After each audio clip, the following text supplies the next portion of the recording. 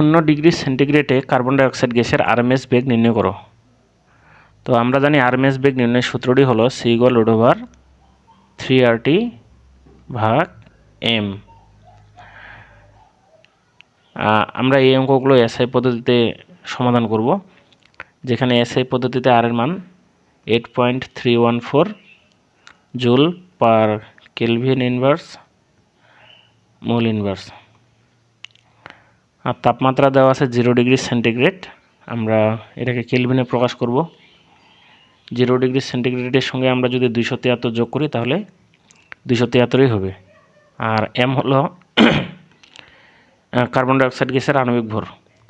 তো carbon dioxide গ্যাসের আণবিক ভর আমরা জানি কার্বন 12 প্লাস অক্সিজেন 16 × 2 = 44 গ্রাম পার মোল।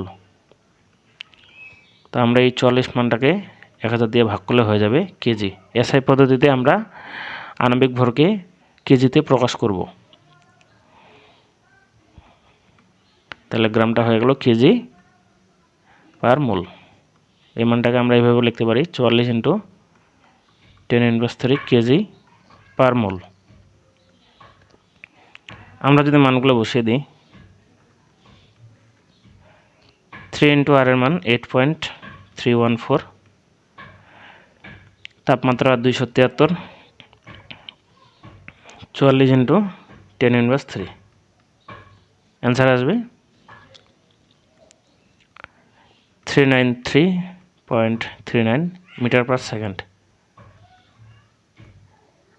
বন্ধুরা, আশা করি সমাধানটা বুঝতে পারছো। আর যদি সমস্যা হয় তাহলে কমেন্ট করে জানাও।